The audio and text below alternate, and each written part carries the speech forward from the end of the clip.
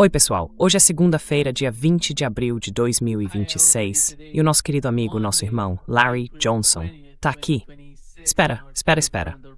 Segura aí um pouquinho. Wait. Hold on right there. Brother, no. Irmão, não. Eu exijo status de pai. Aceito. Aí as pessoas chegam pra você e dizem, ei, Nima, quem é seu papai? Desculpa. Sorry. Yeah, accepted, yeah. Sim, aceito. Eu sou pai e também sou seu aluno. Aceito isso também. I am your student as well. I accept Yeah, that as actually, well. I am old enough to be your dad. Eu sou velho bastante pra ser seu pai e tenho um carinho especial por você. And I have Vamos fun. colocar assim. Então, se a situação com seus pais não der certo, me avisa. Eu te adoto. Let me know, I'll adopt you. Larry, let me start with what's Larry, going on right now with Deixa eu the começar pelo que está acontecendo agora com o caso da guerra no Oriente Médio. As últimas notícias dizem que, em poucas horas, o J.D. Vance, junto com o Jared Kushner e o Steve Witkoff, vão pousar no Paquistão. Eles vão estar lá. Até agora, pelo que a gente viu do lado iraniano, eles disseram que não, que ainda não decidiram ir. E um dos principais motivos para isso é o ataque a um navio comercial com bandeira do Irã pelos Estados Unidos. Eles violaram o cessar-fogo ao atacar esse navio. Então ontem o Irã disse que vai responder. Eu não sei qual vai ser a resposta deles. Qual é a sua leitura da situação atual? What is your understanding of the current situation? Well, again, there's no foundation. Olha, mais uma vez, não há base nenhuma para negociações depois das declarações do Trump na sexta-feira. Lembra que quando ele anunciou o bloqueio, aquilo foi um ato agressivo contra o Irã. No começo, eram só palavras, mas depois, o ataque ao navio cargueiro que vinha da China, isso é um ato de guerra, ponto final. E eu sei que havia algumas negociações nos bastidores entre o Irã, o Paquistão e os Estados Unidos. Me disseram na sexta que eles tinham chegado, com a ajuda do J.D. Vance, a um acordo com o Irã que aceitava as condições impostas por Teherã e que estavam avançando. Aí o Trump sabotou tudo e acabou com o acordo. And then Trump sabotaged it and blew it up. So then on top of that, when he added in the E além disso, quando ele impôs o bloqueio, do ponto de vista do Irã, é como se dissessem, tá bom, sobre o que é que a gente vai conversar? Porque, para eles, os Estados Unidos continuam sendo o agressor nessa história. Então eu acredito que eles vão atacar um navio americano. E acho que vai ser preciso algo como o afundamento de um navio dos Estados Unidos para que o país finalmente perceba que não dá para continuar nesse caminho. A gente segue travando o que eu chamo de guerra sem custo. Sofremos pouquíssimas baixas, ou pelo menos estão fazendo um bom trabalho em esconder as baixas, e causamos danos a outras pessoas, esperando que o nosso comportamento de intimidação faça com que os outros se submetam como um cachorro adestrado. E o Irã não está jogando esse jogo. And Iran's not playing along. Yeah. It seems that Pakistan is doing its best. Parece que o Paquistão está fazendo o possível para conversar com o governo Trump. O próprio Donald Trump, segundo fontes paquistanesas, estaria considerando suspender o bloqueio. O que isso significa, Larry? Por que toda essa ideia de atacar um navio comercial iraniano? O que isso quer dizer?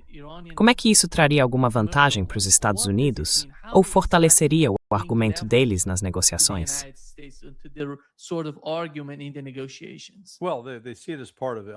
All they have to do is collapse. Bom, eles veem isso como parte do plano. Tudo o que precisam fazer é colapsar a economia iraniana, e aí isso forçaria os iranianos a se render. Mas olha, isso é um erro. É baseado em premissas falsas. Só que é assim que eles pensam. Se a gente simplesmente bloquear o país, de novo, sem aprender nada com o passado, pelo amor de Deus, a gente mantém um bloqueio efetivo contra Cuba há 66 anos. E isso não deu certo. O povo cubano sofreu, sim, mas isso não fez com que eles mudassem de governo ou se rendessem aos Estados Unidos. E no caso do Irã, a situação é bem diferente. Eles têm muito mais opções. Não são uma ilha. Uma coisa é cercar um país insular e bloqueá-lo. Outra, bem diferente, é lidar com um país que tem fronteiras abertas ao norte e ao leste, por onde pode conseguir tudo o que precisa por terra. Eles não precisam se preocupar com o que vem pelo mar.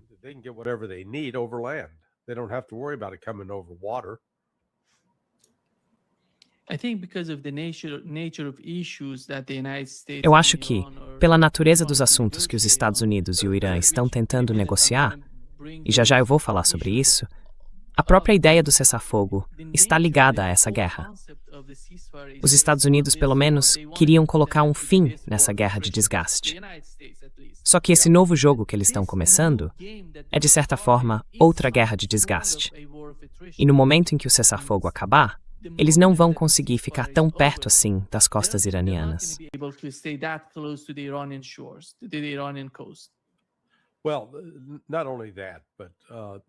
Bom, não é só isso. Outro fator que vai pesar aqui é o clima. E olha, o professor Morandi já falou sobre isso. Não sei se você já teve a experiência de estar, digamos, no Catar em maio, mas é como estar dentro de um forno de pizza.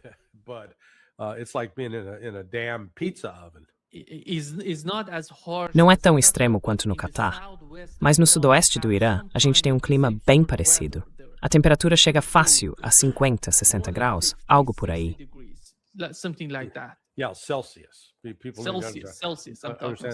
É, Celsius.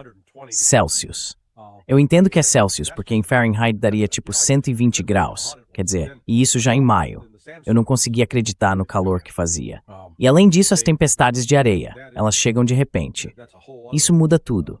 Então, os Estados Unidos, se forem fazer alguma coisa em terra, digamos assim, tentando iniciar operações terrestres, tem uma janela bem curta para isso. Tem que ser nas próximas 3 semanas. Depois disso, vão enfrentar problemas sérios com o clima. E o calor, muita gente acha que o calor afeta só os soldados. Não, ele afeta as aeronaves também. Os problemas de manutenção aumentam.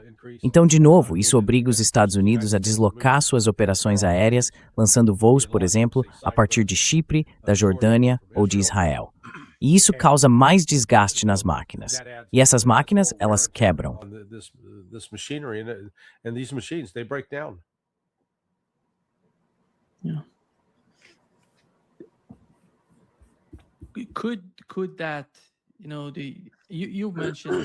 Você mencionou a questão do clima. Eu queria entender o seguinte: se o Donald Trump estiver dizendo, nas novas postagens dele no Truth Social, que vai atacar as redes de energia junto com pontes e tudo mais, e a resposta do Irã for atacar o mesmo tipo de instalações em outros países, como isso afeta a situação? Como você disse, o fator climático já é um problema enorme para a região. Então, de que forma isso vai aumentar a pressão sobre todas as partes envolvidas nas negociações, nas conversas?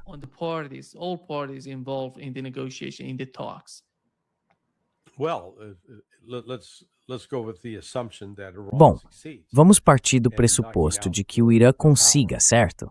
Que ele consiga derrubar a energia da maior parte da população e das cidades nos Emirados Árabes Unidos ou na Arábia Saudita. As pessoas vão ter que abandonar essas cidades. Quer dizer, vai estar quente demais para continuar vivendo lá. Pode até haver alguns geradores aqui e ali, mas, no geral, não vai dar para morar. Então, nesse ponto, o deslocamento das populações vai gerar uma pressão política enorme. Porque, de novo, o argumento deles para os Estados Unidos vai ser: vocês prometeram nos proteger. Em vez disso, nos deixaram vulneráveis. Nos transformaram em alvo. Claro que esses países também se tornaram alvo por causa da cooperação com o Ocidente e por permitirem que operações militares sejam conduzidas a partir de seus territórios. O Irã tem todo o direito do mundo de punir esses países por isso.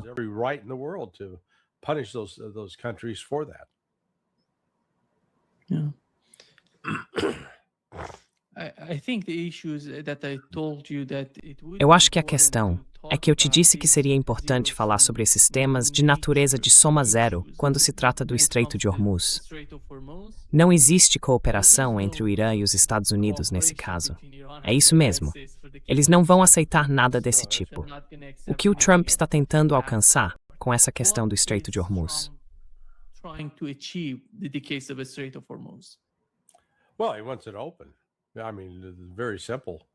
Bom, ele quer que fique aberto. É bem simples. E ele quer que o Irã pare de exercer controle. Eu ouvi, sabe, tem alguns outros, e vou colocar entre aspas, analistas. Tipo aquele professor Jiang. Você já viu esse cara por aí? Ele tá em todo lugar. E eu fico ouvindo o que ele diz e penso: não entendo. Sinceramente, não tem substância nenhuma ali. Mas enfim, chamaram ele para falar e ele começou com aquele papo de eles poderiam bloquear o Estreito de Malaca. Tá, então vamos entender por que Irã conseguirá hoje ser eficaz em bloquear o Estreito. O Irã não é uma marinha de águas profundas, uma marinha oceânica, certo? Iran doesn't need a deep water, blue water navy. It has drones and missiles that are positioned. Ela tem drones e mísseis posicionados dentro do país, em uma profundidade tal que não é simples para os Estados Unidos mandarem bombardeiros ou lançarem mísseis para destruir esses locais. O terreno lá dá ao Irã uma capacidade real de controlar aquele estreito. Agora, além disso, ele também tem drones marítimos, drones subaquáticos, drones de superfície e drones aéreos. Mas não é isso que dá ao Irã o poder de controlar o estreito. O poder dele é o seguinte: se você não tiver nossa permissão, se não coordenar com a gente antes, a gente afunda o seu navio. Simples assim. Bom, isso você não consegue fazer no Estreito de Malaca. Well, you can't do that in the Malaccan Straits. In the Malaccan Straits, there's no. No Estreito de Malaca, não existe uma força militar ali, nem um monte de mísseis ou de drones em terra. A missão militar de, digamos, vamos desembarcar, entrar e tomar aquela parte do Irã para que eles não possam lançar esses mísseis. Bom, essa seria a única forma de garantir que não haveria mais interferência no Estreito. Mas o problema é que você precisaria de, sei lá, 1 milhão, 2 milhões de homens para fazer isso. E ainda tem o fato de tentar colocá-los em terra sem que sejam mortos. Boa sorte com isso. É por isso que eu disse o que disse. Essas outras pessoas tentam fazer paralelos com o Estreito de Bering ou com o Estreito de Malaca. É simplesmente idiota. É realmente uma estupidez. Mas sabe, eles continuam falando disso como se entendessem do assunto. As if they know.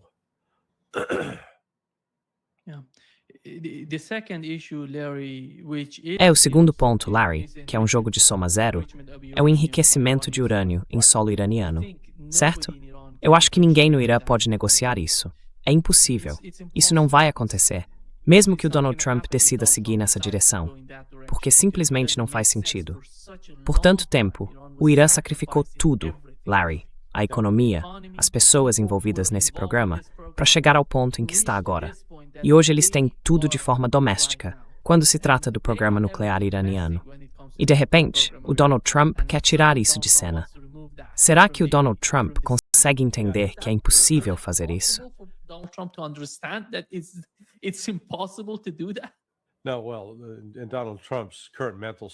Não, olha, no estado mental atual do Donald Trump, não, ele não consegue entender isso. Toda essa questão nuclear é só uma distração, não é o ponto. Vamos supor que o Irã nunca tivesse tido um programa nuclear. Você acha que nesse caso os Estados Unidos estariam dizendo, tudo bem, vamos viver e deixar viver, vamos nos dar bem com o Irã? De jeito nenhum.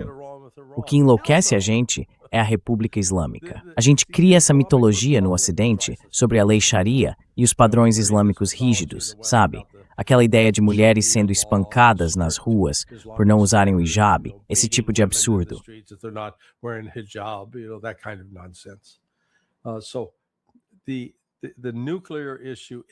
Então, a questão nuclear é só uma desculpa. É isso, uma tentativa de destruir o regime. A mudança de regime é o objetivo final, destruir a República Islâmica. Os Estados Unidos não suportam o fato de que o povo do Irã se levantou numa revolução popular nos anos 70, em 1979, e derrubou o Shah, um líder que nós, os Estados Unidos, tínhamos colocado lá por meio de um golpe da saia, comandado por Kermit Roosevelt, filho de Teddy Roosevelt, se não me engano. Então, a gente não consegue tolerar isso. Precisamos estar no controle. Como ousam os iranianos afirmar a própria independência? E o fato de terem escolhido ser uma república islâmica? Essa foi a escolha deles.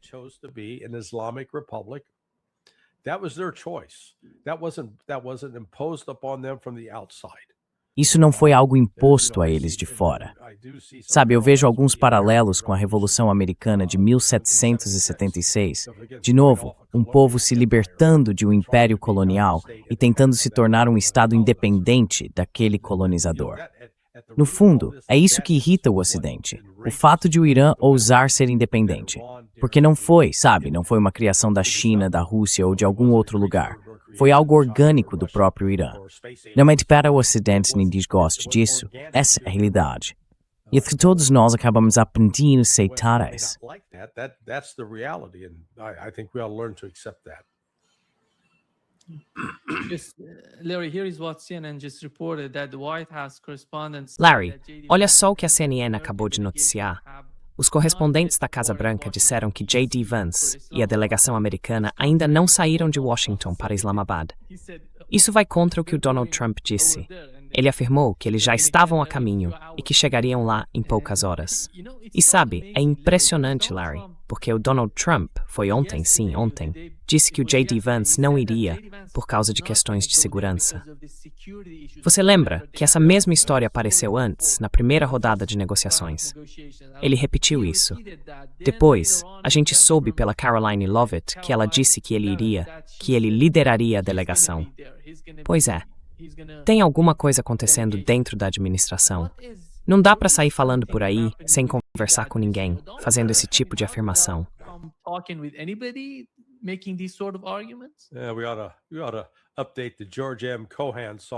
A gente devia atualizar a música do George M. Cohan. Lá vem ele, J.D. Vance, lá vem ele. Desculpa, isso é absurdo.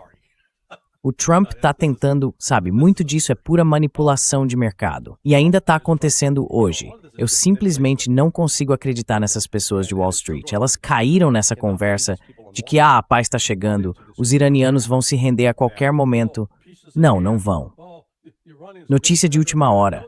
O Trump tá encurralado. Ele tá procurando uma estratégia de saída, mas não quer admitir que errou e que vem errando o tempo todo. Mas esse vai ser o único jeito de sair dessa. Eu não vejo o Irã fazendo nada. E eu aconselharia o Irã a não fazer nada para ajudar o Donald Trump a salvar a própria imagem. Dane-se ele. Ele provocou tudo isso sem nenhum outro motivo. Os rostos daquelas 168 meninas assassinadas em 28 de fevereiro. Isso devia queimar para sempre no coração e na mente do povo iraniano. The United States must pay for that. Os Estados Unidos têm que pagar por isso. E isso significa nenhuma concessão aos Estados Unidos nesse ponto. Eles mataram aquelas crianças. E são os Estados Unidos, seja lá o que for. Eles não podem, na minha opinião, não dá para confiar que os Estados Unidos façam um acordo que garanta a segurança do Irã, a menos que retirem todas as tropas americanas que estão nos países do Golfo. Você perguntou sobre o plano de 10 pontos. Uma das exigências é justamente ter garantias de segurança, e isso nem sempre está diretamente ligado à presença de tropas. Mas quando você elimina as bases americanas, fica praticamente impossível para os Estados Unidos atacarem o Irã, a não ser que comecem a reforçar essas bases de novo. E isso daria ao Irã um aviso. Tipo, ok, tem alguma coisa acontecendo, eles estão vindo atrás da gente.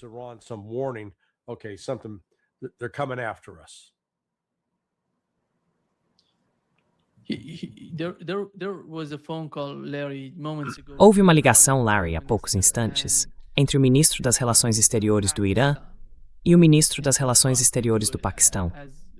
E eles estão tentando, como eu te disse, estão fazendo o possível para convencer o Irã a ir até Islamabad.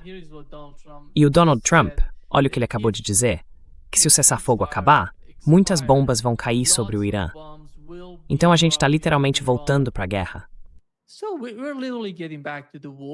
Sim.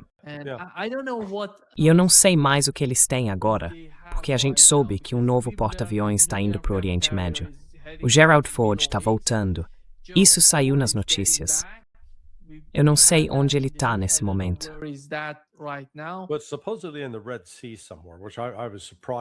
Mas aparentemente, em algum lugar do Mar Vermelho, o que me surpreendeu. Porque se eu fosse eles, eu sairia do Mar Vermelho o mais rápido possível. Porque quando isso esquentar, e vai esquentar de novo, não é questão de se, mas de quando, os Houthis prometeram que vão mirar no Gerald Ford. Vai ser preciso um desastre sério, como o afundamento de um dos porta-aviões, ou até de um dos destroyers, e a morte de alguns marinheiros americanos, para finalmente acordar os outros líderes políticos nos Estados Unidos e dizer por Trump, você tem que parar com isso agora. Não dá para continuar assim. Porque a última coisa que os Estados Unidos podem fazer neste momento é se meter em mais uma guerra no exterior, que pode durar meses ou até anos.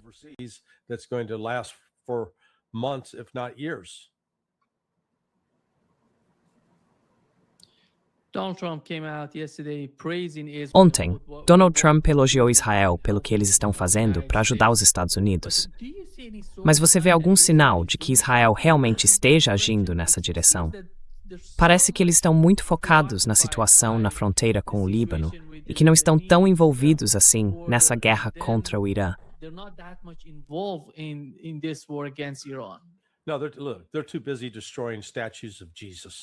Não, olha, eles estão ocupados demais destruindo estátuas de Jesus. Ainda estão ocupados tentando destruir símbolos cristãos, símbolos islâmicos. Quer dizer, é nojento. É uma cultura desprezível. Isso e a boa notícia é que isso começa a despertar indignação nos Estados Unidos. Sabe, eles atacaram, faz o quê? Umas 3 semanas, no Domingo de Ramos, celebrado dentro do que eu chamaria de cristianismo ocidental, em contraste com o ortodoxo oriental. Eles fecharam a Igreja do Santo Sepulcro. Pois é, essa igreja existe há, 2.000 anos, ou 1900, mais ou menos 354 depois de Cristo.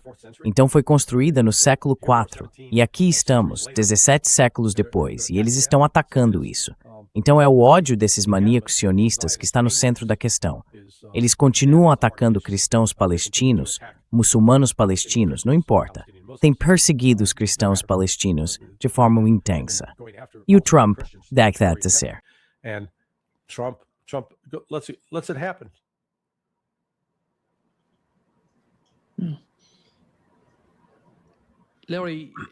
Larry, a gente sabe que essa guerra não vai acabar e que não existem negociações sérias para encerrar esse conflito.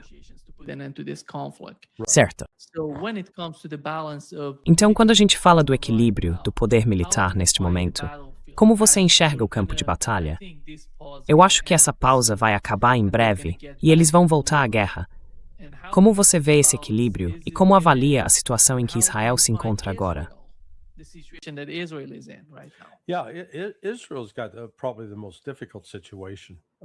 Israel provavelmente tem a situação mais difícil. Então vamos dar um passo para trás e olhar o que essa guerra, o que esses combates revelaram. E não é só agora. Vamos voltar uns 8 meses, para março de 2024. Naquele ano, os Estados Unidos prometeram que iam abrir o Mar Vermelho, abrir o Estreito de Bab al-Mandab e garantir a liberdade de navegação atacando os Houthis. E por um período de 7 semanas, os Estados Unidos atacaram sem parar. Os Houthis continuaram lançando mísseis e, no fim, os Estados Unidos disseram: estamos declarando vitória, estamos indo embora, e saíram. Ou seja, não conseguimos derrotar os Houthis. O ataque ao Irã mostrou que, neste momento, os Estados Unidos têm só uma carta na manga. A gente precisa depender do poder aéreo para projetar força.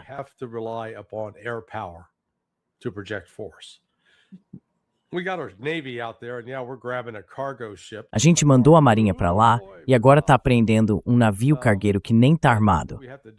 Olha só, que valentia. Mas a gente tem que fazer isso longe o bastante da costa do Irã para não correr o risco de ser atingido por mísseis, drones subaquáticos ou submarinos, sabe, esses mini submarinos que eles têm. Então, no fim das contas, a Marinha acaba não fazendo tanta diferença assim. Eles têm esses porta-aviões caríssimos, têm uma frota, levam alguns destroyers junto, mas não conseguem se aproximar da costa, que é justamente onde precisariam estar para serem realmente eficazes. E tropas em terra? Nem pensar. A era da guerra com drones tornou praticamente impossível reunir soldados no mesmo lugar.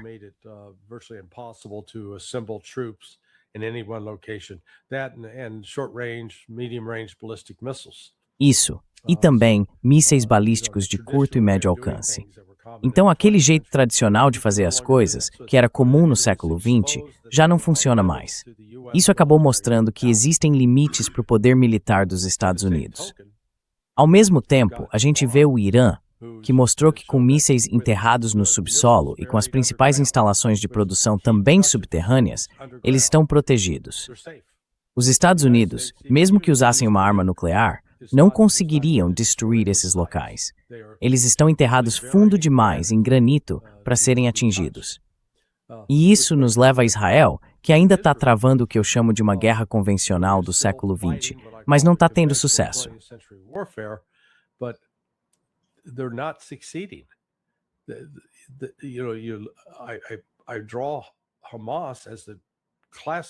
Eu vejo o Hamas como um exemplo clássico de uma área bem definida. Tem mais ou menos 40 quilômetros de comprimento e entre 8 e 12 de largura, dependendo do ponto. E os israelenses cercaram completamente essa área, de um jeito que eu realmente não vejo como qualquer tipo de reabastecimento poderia entrar. Então a gente pensaria que em algum momento o Hamas ficaria sem suprimentos. Mas até agora, isso não aconteceu. Já se passaram mais de 2 anos, quase 2 anos e meio. Dezembro, janeiro, fevereiro, março, 2 anos e meio. E Israel ainda não conseguiu derrotar o Hamas. E quando eu digo derrotar, quero dizer forçar o Hamas a se render, a dizer nós desistimos, não conseguimos continuar lutando. Mas não, eles vão continuar lutando. We can't continue fighting. No, they're going to continue fighting. Yes, Israel has leveled, virtually destroyed. Sim, Israel arrasou, praticamente destruiu toda a faixa de Gaza, transformou aquilo num cenário lunar. Mas não derrotou o Hamas, e agora está em combate com o Hezbollah. Fez em Gaza o mesmo que fez com aquelas vilas que ficavam na fronteira. Foram completamente arrasadas. Criou uma espécie de zona morta. Só que, quando os israelenses tentam avançar, o Hezbollah continua emboscando, derrubando as tropas. Israel não tem, eles não têm estrutura de forças para isso. São pequenos demais para lutar 2 guerras ao mesmo tempo. E para piorar, agora estão lutando 3. Estão lutando em Gaza, na Cisjordânia, no Líbano e também contra o Irã. Eles vão acabar esgotando seus recursos a ponto de se tornarem ineficazes.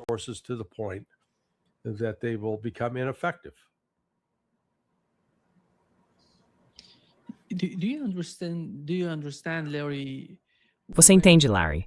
Quando a gente fala sobre a continuação da guerra, o que os Estados Unidos fizeram até agora para melhorar a própria posição? A gente sabe que eles trouxeram mais um porta-aviões, o Gerald Ford, voltou, e ele tinha tido alguns problemas. E como isso vai mudar o poder de influência deles na região?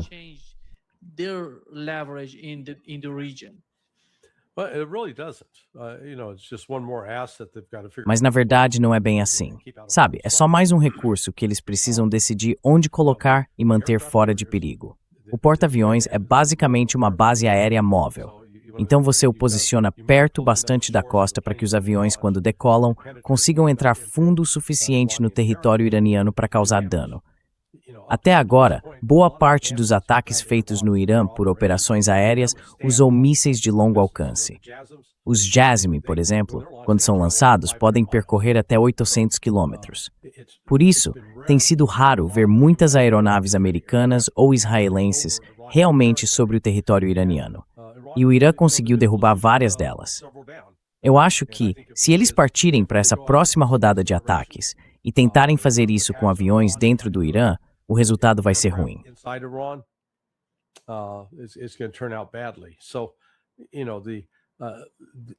Então, olha, o Gerald Ford, o George H.W. Bush e o Abraham Lincoln, 3 grupos de ataque de porta-aviões ali, se eles conseguirem chegar perto da costa, isso significa que vão ter mais aeronaves capazes de entrar em ação e realizar ataques. E pode ser que esse plano de fazer bombardeios em larga escala dependa justamente disso. Acho que esse é um dos motivos pelos quais estão trazendo o Gerald R. Ford.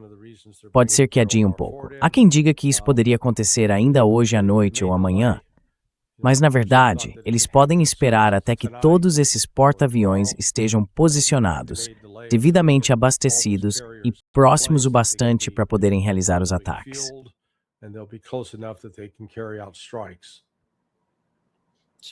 Então nenhum deles vai ficar perto de Israel para defender Israel? Nenhum desses porta-aviões?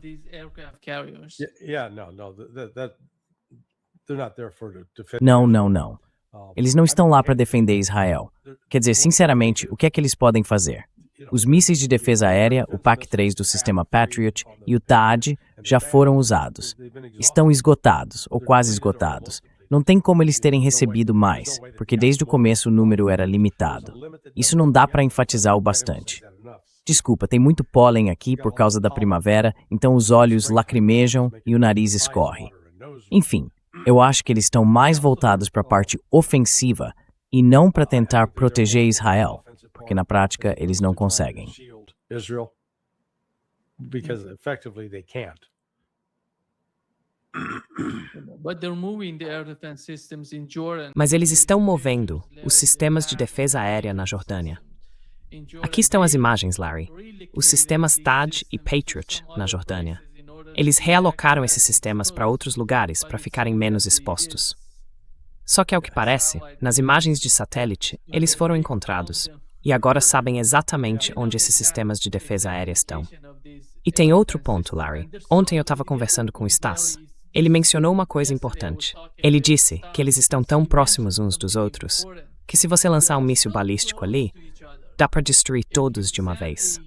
Ballistic missile there, they can all be destroyed. Right, yeah. Certo. Bom, e isso parte do princípio de que a gente realmente tem mísseis prontos para disparar, né? Os PAC-3. E como eu disse, eles acabaram. Ou, se ainda tiver, é menos de uma dúzia. Eles até poderiam responder a um ataque de mísseis. Mas se vierem mais de um ou dois, não, isso é só mais uma ilusão nossa, achando que somos militarmente mais fortes do que realmente somos.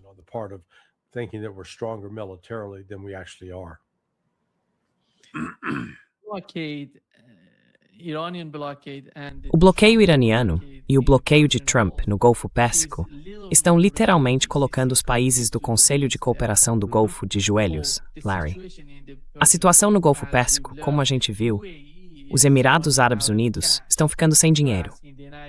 Eles estão pedindo para os Estados Unidos: se vocês nos derem dinheiro, tudo bem, senão vamos nos aproximar da China, vamos usar o yuan. E parece que os países do Conselho estão indo nessa direção. O resultado do que aconteceu até agora é a realidade que está atingindo eles.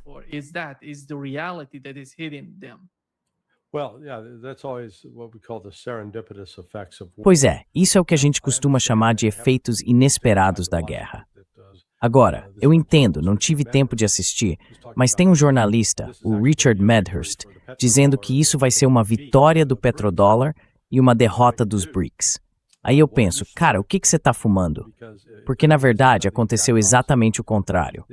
Ficou claro que o petrodólar não manda mais no mundo e que as alternativas que os BRICS estão criando e a demanda por esses serviços estão acelerando, não diminuindo. E os chineses, em especial, estão se beneficiando disso. Eles não só estão usando a própria moeda, mas também desenvolveram, digamos assim, toda a arquitetura financeira que sustenta esse sistema. Enquanto isso, o Ocidente ainda depende, sabe, das transferências interbancárias. The West is still dependent, for interbank transfers. The West is still dependent upon SWIFT. O Ocidente ainda depende do sistema SWIFT, e o SWIFT tem um nome meio irônico, porque SWIFT quer dizer rápido. Mas, na verdade, o SWIFT é um sistema de mensagens, tipo um e-mail, que é bem lento. Uma transação pode levar dias, às vezes mais de uma semana, para ser concluída nesse processo. Os chineses, por outro lado, têm o CIPS, o Sistema de Pagamentos Interbancários Transfronteiriços, totalmente digital. É como mandar dinheiro online pelo Zelle ou por qualquer outro tipo de transferência eletrônica. É praticamente instantâneo. Então, essa guerra está redirecionando e reestruturando as finanças globais. E você tem razão ao dizer que os países do Golfo, especialmente os Emirados Árabes Unidos, estão com problemas porque não tem fluxo de caixa. Antes, eles tinham muito dinheiro guardado e, ainda por cima, possuíam títulos do Tesouro Americano.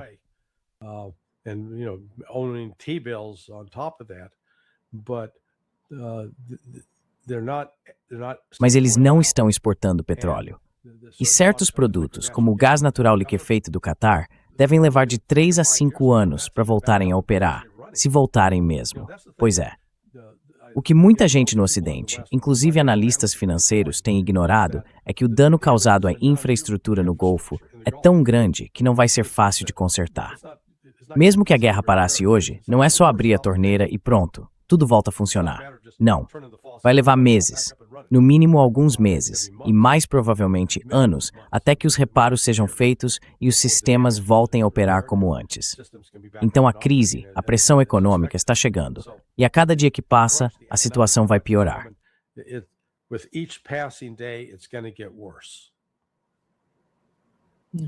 I think the most that the Trump administration can do with Eu acho que o máximo que o governo Trump pode fazer nesse caso de reforma comercial é pressionar os iranianos a cobrarem, pelo menos de alguns desses países que usam esse comércio, o pagamento em dólares. E aí vem a segunda parte da questão. O Irã está sob sanções dos Estados Unidos há muito tempo. Não faz sentido o Irã seguir nessa direção para receber em dólares. Então, o Donald Trump precisa fazer algo em relação às sanções. Tá tudo conectado. Não dá para separar alguns assuntos e dizer que não tem relação entre si. Tá tudo ligado. Não importa o que o Donald Trump esteja tentando fazer. Ele precisa aceitar, de um jeito ou de outro, que se quiser fazer algo sobre o uso do dólar no Golfo Pérsico, vai ter que reduzir ou até remover as sanções contra o Irã. Porque, caso contrário, isso não funciona para o Irã. If not, it doesn't work for Iran. Well, Iran's made it clear. That was one of their 10 points. Bom, o Irã deixou bem claro. Esse era um dos 10 pontos deles.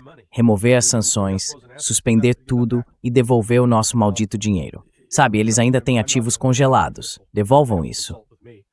Eu não sou um funcionário iraniano, então eles não pedem minha opinião. Mas olha, eu deixaria isso o mais claro possível. A gente não vai ceder nem 1 centímetro nisso. Esses são termos inegociáveis. Suspendam as sanções agora, parem com isso e devolvam os nossos ativos congelados. Aí sim, a gente pode conversar. É como se você tivesse, digamos, você não é mais casado, mas tem uma namorada e ela quer voltar com você. Tá bom, tudo bem. She wanted to get back together with you. Okay, fine. But you got to stop seeing all these other guys, okay? Mas você precisa parar de ver todos esses outros caras, tá? Você vai ficar comigo. Vai ficar comigo. E é mais ou menos essa que tem que ser a posição do Irã em relação aos Estados Unidos. Sanções? Não. Isso tem que acabar. Não dá para continuar com sanções e, ao mesmo tempo, querer ter um relacionamento com a gente. Não é assim que funciona. Se quiser ter uma relação normal, tem que acabar com todas as sanções. E, para ser sincero, essa também deveria ser a posição da Rússia em relação aos Estados Unidos. Eu acho que os Estados Unidos exageraram muito, tentando forçar outros países, por meio de várias sanções, a agir de um certo jeito. E esses são países independentes, que dizem, não, a gente não vai ceder a isso.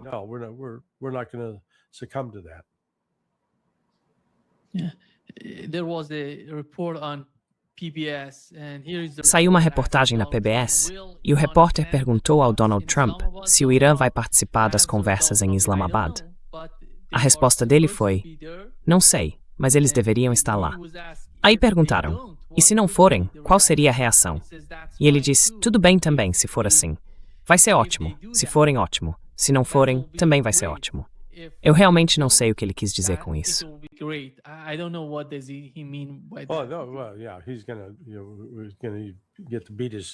Ele vai poder bater no peito, todo orgulhoso, e bombardear o Irã mais um pouco. Isso só vai criar mais obstáculos para qualquer tipo de solução negociada, porque os Estados Unidos não têm como derrotar o Irã militarmente, de forma prática.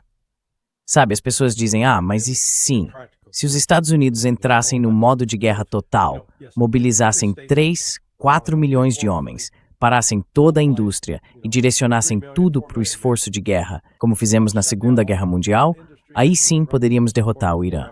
Mas seria caríssimo, a gente perderia muita gente nesse processo. E, entre aspas, venceríamos. E aí?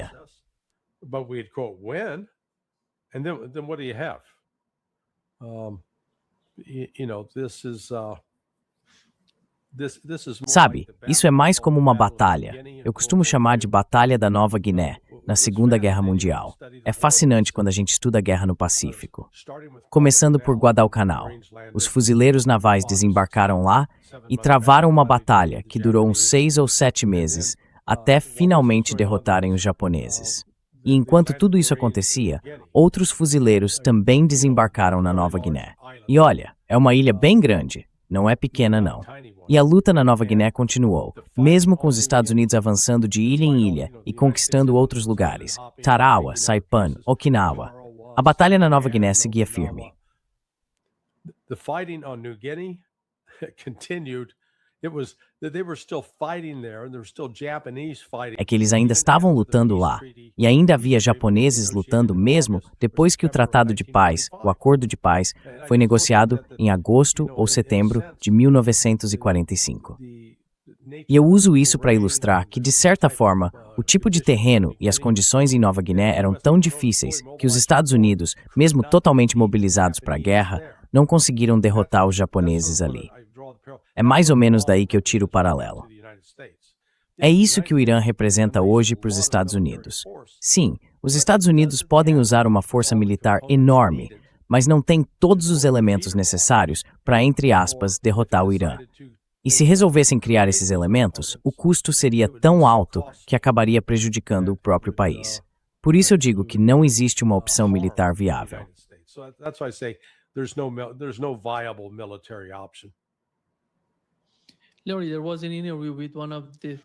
Larry, teve uma entrevista com um dos ex-comandantes do Exército dos Estados Unidos, eu esqueci o nome dele, mas ele disse, literalmente, nessa entrevista, que a gente pode fazer o mesmo que fez no Iraque. Que podemos ir até lá, mandar tropas em terra, tomar uma parte do Irã e manter o controle, sustentando a situação. E só de comparar o Irã com o Iraque, isso já é inacreditável. O que se passa na cabeça dessas pessoas, que são basicamente especialistas militares e que participaram da operação? Ele mesmo fez parte da operação no Iraque.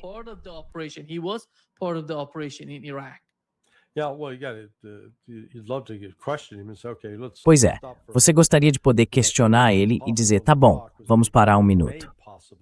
O que foi possível no Iraque só aconteceu porque a gente tinha áreas de concentração na Arábia Saudita e no Kuwait, onde dava para reunir as forças americanas em massa, 165 mil soldados. Mas agora, onde é que dá para fazer isso? E na verdade estamos falando de uma operação enorme. Quanto do território iraniano você acha que conseguiria tomar e manter? Porque o Irã, e ele provavelmente nem percebe isso, é 4 vezes maior que o Iraque. E olha só a dificuldade que tivemos para controlar o Iraque com apenas 165 mil soldados. O Irã seria um obstáculo muito mais difícil. E isso ainda piora, porque hoje a gente não tem nenhum lugar para reunir todas essas tropas, equipar, preparar e deixar prontas para a batalha. O Irã tem mísseis balísticos que alcançam qualquer ponto num raio de até 3.200 quilômetros.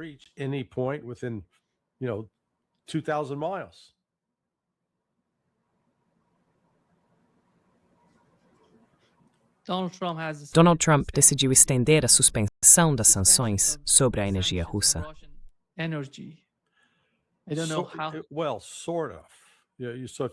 Eu não sei bem como. Quer dizer, mais ou menos. Então, se você leu o Bessent saiu na quinta passada e no começo disse, ok, vamos cortar eles. O que foi incrivelmente estúpido, porque o alvo real disso é muito mais a China do que a Rússia. Mas depois ele voltou atrás e deu, entre aspas, uma isenção. Só que quando você lê as condições, tá lá. Qualquer petróleo que esteja num navio russo ou que venha de uma fonte russa a partir de 17 de abril. E isso foi na semana passada, 3 dias atrás. Não será sancionado até 18 de maio. Bom, desculpa, mas isso não é suspender as sanções. É só um alívio temporário. O que precisa é suspender de verdade as sanções. E, de novo, eu acho que os russos é que precisam tomar a dianteira nisso em relação aos Estados Unidos.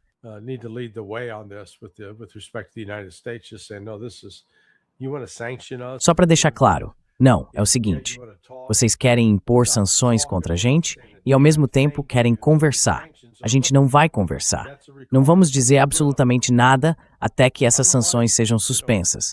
Esse é o requisito. Acabem com elas. Caso contrário, bom, então vamos resolver isso pela militar. Eu realmente acho que é a única linguagem que os Estados Unidos vão entender. A força. Porque a gente se acostumou a usar a força lá fora sem sofrer nenhuma consequência. E quando começarmos a sentir as consequências, aí sim vai surgir uma pressão. E as pessoas vão dizer, olha, não queremos nos envolver com isso. A gente não precisa se envolver com isso.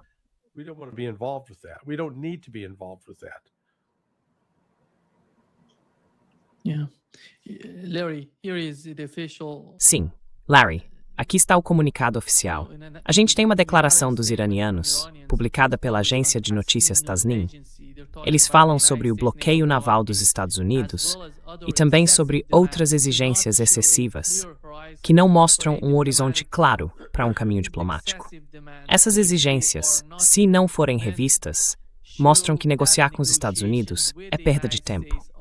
Então acho que agora a gente tem uma ideia mais clara do que está acontecendo.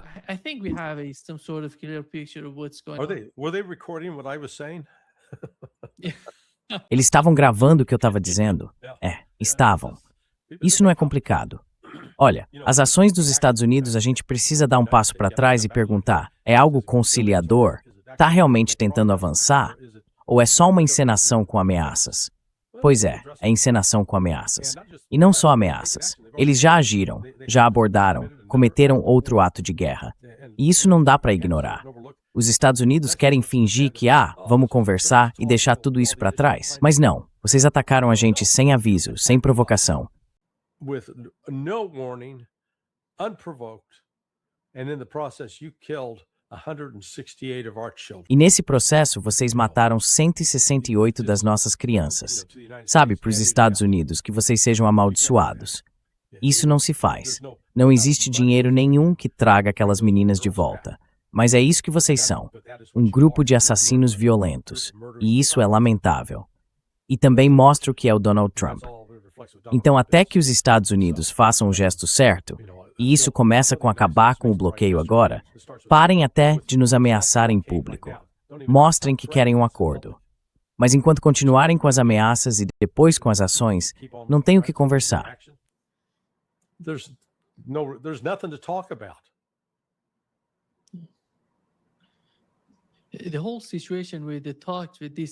Toda essa situação das conversas, dessa segunda rodada de negociações, mostra que talvez isso possa ser uma forma de encobrir o que eles realmente querem fazer com o ataque.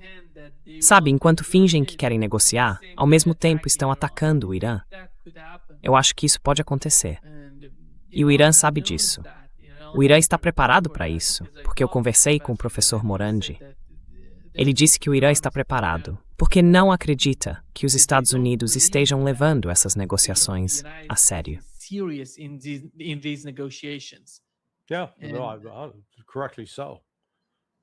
Sim, e com razão. Olha, eu acho que isso é só uma manobra. Se o Trump aparecesse e dissesse por conta própria, ok, vamos estender o cessar-fogo, ele não estaria fazendo isso. O que ele está dizendo, de novo, é que vai bombardear todas as usinas de energia e as pontes, deixar o Irã no escuro. Isso não é só uma tática de negociação. É uma ameaça ao bem-estar dos civis. É um ataque à população civil.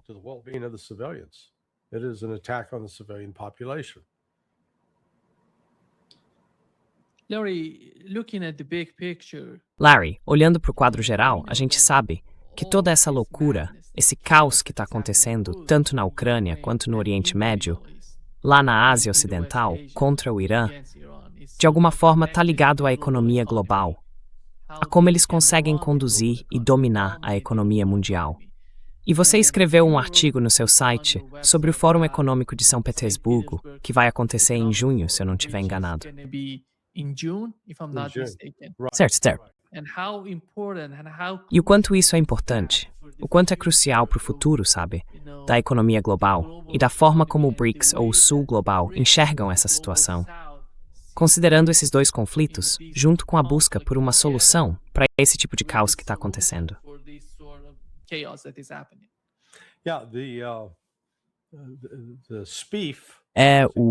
O SPF, sabe, o Fórum Econômico Internacional de São Petersburgo, é realmente algo impressionante. Eu participei em 2024 e espero voltar este ano. Mas o número de países que comparecem é enorme, e isso mostra tanto as oportunidades de negócios quanto as oportunidades econômicas na Rússia, que são bem significativas. Então, essa mudança que está em andamento, rumo à criação de uma nova ordem econômica, tendo o BRICS como uma espécie de base, tem a Rússia e a China como os dois pilares principais. Mas dentro disso, o Irã vai ter um papel cada vez mais importante no futuro, assim que essa guerra terminar, quando o país estiver livre de todas as sanções ocidentais.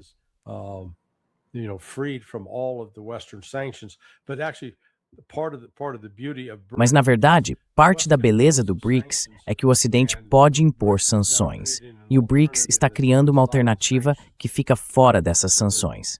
Assim, os países podem dizer: vocês vão confiscar nossos dólares. A gente nem trabalha mais com dólares. Então, tudo bem, fiquem com eles. É como, acho que já te contei essa história quando a gente estava fazendo uma investigação sobre falsificação de produtos. Tinha um cara no Panamá chamado Nidal Waked. Ele estava envolvido com falsificação. E eu achei que tinha pegado ele. Fui até o escritório dele e disse: olha, se você não parar com isso, vai se dar mal, porque eu vou até a embaixada e vou garantir que você nunca mais consiga um visto.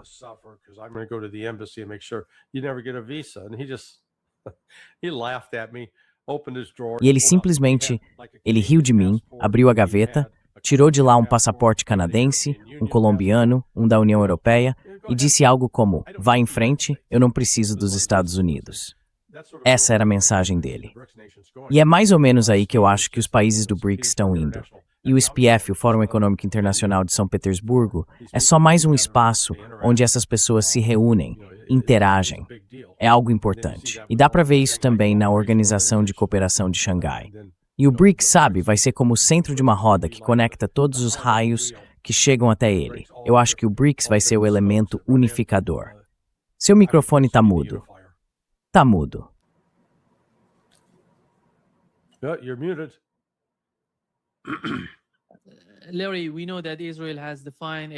Larry, a gente sabe que Israel definiu uma linha amarela no sul do Líbano, como você mencionou.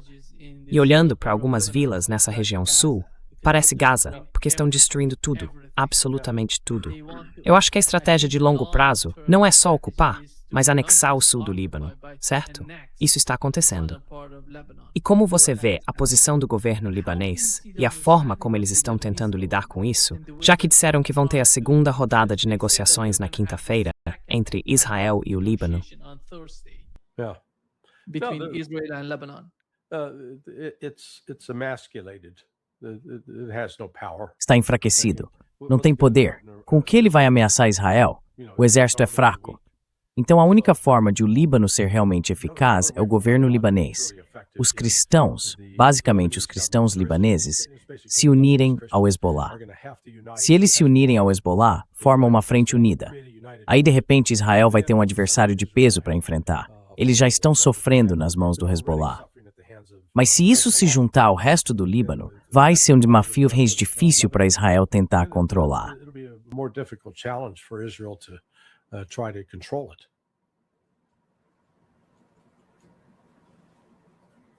Obrigado, vamos a Leo. Vamos ver o que acontece. Acho que, com o passar do tempo, a gente vai saber até sexta-feira. Mas, infelizmente, acho que até lá as bombas já vão estar voando. Deixa eu ler aqui uma piada do Donald Trump, que foi publicada pela Al Jazeera. Diz assim: Donald Trump diz urgente, Al Jazeera. E Trump fala: acordo com o Irã será assinado hoje no Paquistão.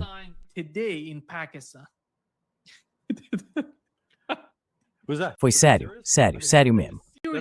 Al Jazeera acabou de divulgar uma notícia de última hora. Ai, meu Deus. É simplesmente inacreditável. Inacreditável. O Trump tem uma imaginação bem fértil. Isso eu admito, tá certo. Obrigado, Sly. Zamperhau vai surge prospem. Obrigado. Até logo, Larry. Falou, cara. Tchau. Até mais. Tchau.